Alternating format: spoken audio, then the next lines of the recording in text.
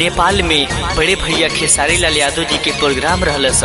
Corona महामारी के कारण पुलिस वाला ना जाए दिहलन, जौना में खेसारी लाल भैया के 1 से 1.5 करोड़ के घाटा भइल। ओहला टेंशन नहीं खे, बस ये बात के टेंशन बा जे खेसारी भैया से मिले खातिर गइल रहे और ना मिल पैलस, जौन जनता के दिल पर ठेस पहुँचल। तो आई यह गाना के माध्यम से हम आप सबके खेसारी लाल यादव भैया के दिल के दर्द सुनाओ तनी, आप सब जरूर सुनो।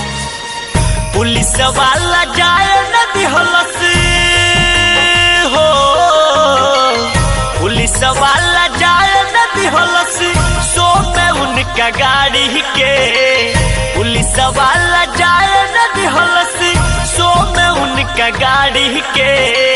माफ कर दो पब्लिक लोग भैया खेसारी के, माफ कर दो जनता लोग भैया खेसारी के। पुलिस वाला जाए न दिहलस हो, पुलिस वाला जाए न दिहलस सो में उनका गाड़ी के, पुलिस वाला जाए न दिहलस सो में उनका गाड़ी के। माफ कर दो पब्लिक लोग भैया खेसारी के, माफ कर दो जनता लोग भैया खेसारी के।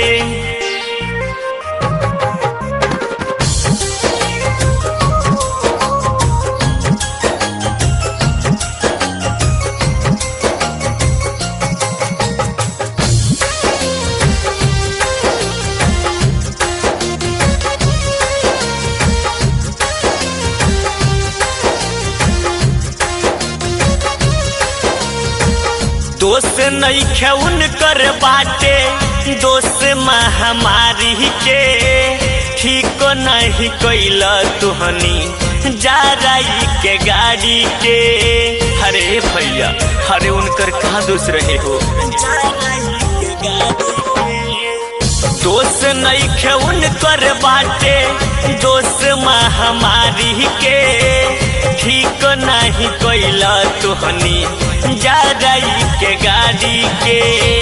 फेंक दिहल गुस्सा आके हो, फेंक दिहल गुस्सा आके मंच के उखाड़ी के, फेंक दिहल गुस्सा आके मंच के उखाड़ी के। माफ कर दो पब्लिक लोग भैया खेसारी के, माफ कर दो जनता लोग भैया खेसारी के।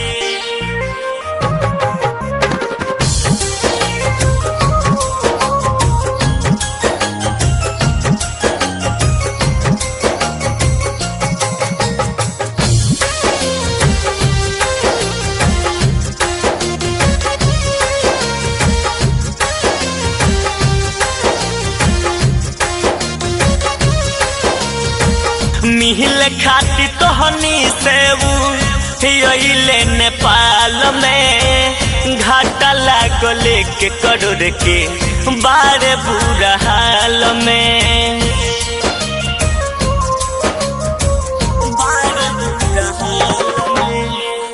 मिहिल खाती तोहनी से अइले नेपाल में, घाटा लागल के करोड़ के बारे बुरा हाल में।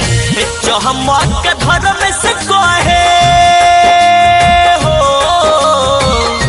चमक धर्म से कहे दो लोग नगारी के, चमक धर्म से कहे दो लोग नगारी के। माफ कर दो पब्लिक लोग भैया खेसारी के, माफ कर दो जनता लोग भैया खेसारी के।